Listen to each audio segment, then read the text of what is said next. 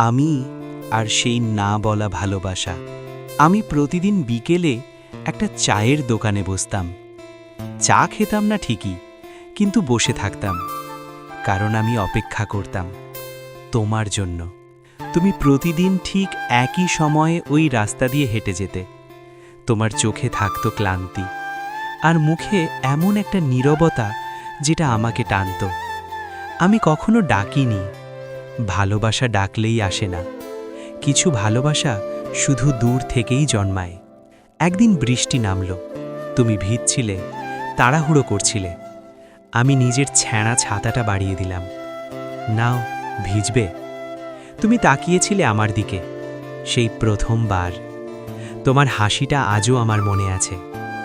ওটাই ছিল আমার জীবনের প্রথম সুখ। আমাদের ছোট্ট পৃথিবী। তারপর থেকে আমরা কথা বলতে শুরু করলাম। অল্প কথা, কিন্তু গভীর। তুমি বলেছিলে আমি বেশি কথা বলতে পারি না। আমি বলেছিলাম তোমার চুপ থাকাটাই আমার সবচেয়ে প্রিয়। আমরা স্বপ্ন দেখতাম। আমি গরিব ছিলাম, তুমি জানতেও, তবু তুমি কখনো আমাকে ছোট করে দেখোনি। আমি ভাবতাম এই মেয়েটার জন্য আমি সব সহ্য করতে পারি। যেদিন তুমি চলে গেলে, একদিন তুমি এলে না। আমি অপেক্ষা করলাম, পরের দিনও না, তারপর 1 সপ্তাহ। চায়ের দোকানটা আগের মতোই ছিল, কিন্তু আমি আর আগের মতো ছিলাম না। 10 দিন পর একটা চিঠি পেলাম। আমি লড়তে পারিনি, আমাকে জোর করে দূরে পাঠানো হচ্ছে। তোমাকে ভুলতে পারবো না, কিন্তু তোমার কাছে থাকাও সম্ভব নয়। ক্ষমা করো।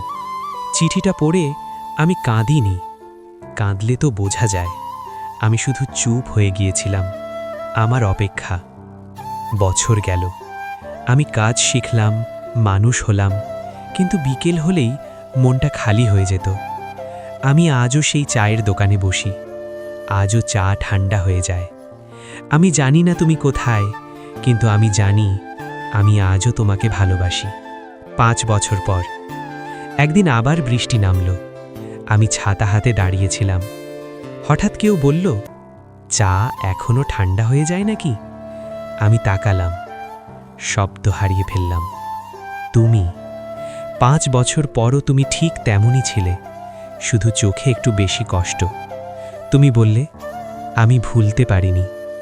আমি হালকা হেসে বললাম, আমি অপেক্ষা করা ছাড়া কিছু শিখিনি। শেষটা। আমরা এক হলাম কিনা জানি না, কিন্তু আমি জানি কিছু ভালোবাসা কাছে থাকার জন্য নয়, কিছু ভালোবাসা সারা